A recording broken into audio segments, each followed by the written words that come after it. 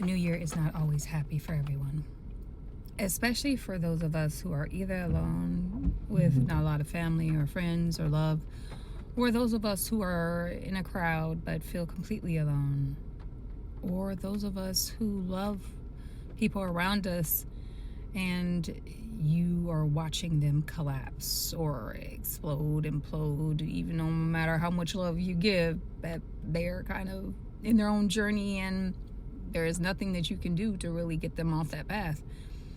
So if this just resonated with you, this message is definitely for you. There is a particular kind of pain that comes from watching someone you love collapse into themselves, or collapse into the world picking them apart. And for me, it happened to be my mother, y'all. From a very early age. And now that I'm a mature adult looking back, it makes so much sense why I have done what I have done in relationships with people, because from a very early age with my mother, I had the experience of slowly watching her collapse into severe depression. Now, I will say this. My mom was handicapped at a very young age. She had polio when she was 3. One of the strongest women I know. And she went to work, even divorced, with me and my sister. I'm one of 5. I'm the baby. But by the time she had me, she was all alone. Even though my dad was paying the bills, a lot of them, we still grew up very modestly, a poor lifestyle. And but she got up every day wearing 2 braces, in pain, all kinds of different things she had to experience, like a pain that most of us, until you really feel pain, y'all, you can't possibly know what it's like to live with it. And my mom did. And on top of that, she had emotional pain from my father, the love of her life, and then being divorced and not being together, and all the trauma that came out of being in an arranged marriage with him. And y'all, as a young woman, I didn't know anything. I didn't know anything about my parents. I didn't know how they came together. My mom and dad didn't talk to me. They didn't tell me these things. So as a very young child, I grew up watching my mom tormented, lonely, depressed, isolated, checked out. I remember when I was younger, she was much better. She used to take us to movies and the park and swimming and with my grandma. But when then my mom and dad got a divorce, it was like she just disappeared. And I remember feeling at the time like I just wanted her pain to stop. If I had one wish in the world, and it was to make her stop hurting. And I wanted her happy. I wanted her loved. And I did everything in my capacity as a child to do that. To mow the grass, to clean, to cook, to do things, to love her, to cuddle with her. I used to sleep with her every night in bed. I just wanted my mom to be happy, y'all. And that kind of pain, it wasn't cinematic. It wasn't fast. It was slow. And it wasn't easy to watch. And for a lot of people, that could have broken them in half. As a child, it could have completely broke me. But it did something else to me. It made me realize that I was going to fight to not live like that. That I wasn't going to give up, because my mom really emotionally, spiritually gave up on this life. She wanted to die. She wanted to die from a very early age, and it was very, very clear to everyone that she did, because she eventually stopped talking. And I ran away from the situation. I went, not literally, I ended up going to this great high school and living my life. And I chose myself. I chose to fight to be different, and that did mean I had to leave her. And I have my regrets that I did, y'all, because honestly, she didn't have anybody. My whole family, my older sister Cindy tried to help, but I just wish that I had been the version of me today, And y'all, I don't know how much of y'all know about astral projecting and going back in timelines, but I go with her now.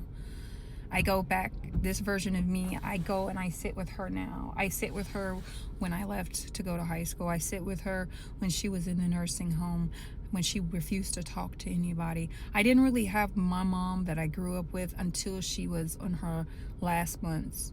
And I was sitting with her with a hazmat suit on during COVID, singing to her. That's when my mom came back to me. How she, the mom that was free and clear of pain, the mom that hadn't given up, the mom that just loved me, and I felt her.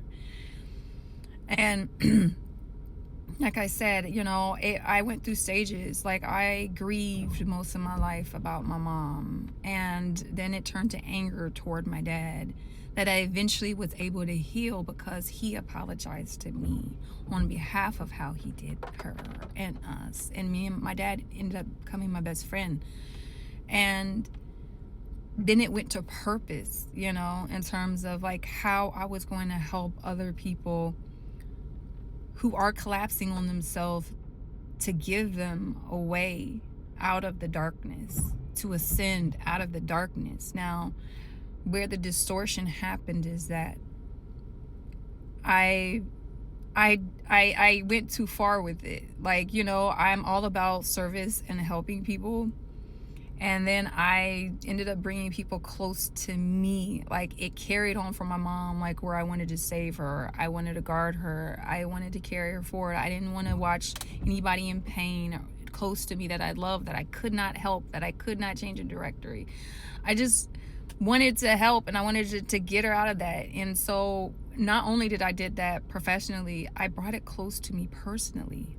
That was the mistake, y'all. Because I ended up taking on everyone's pain onto myself versus just helping and assisting and guiding them, and letting them be on their own journey. I allowed myself to collapse, relationship after relationship, loop after loop, where I took on everyone's burden, I took on everyone's pain.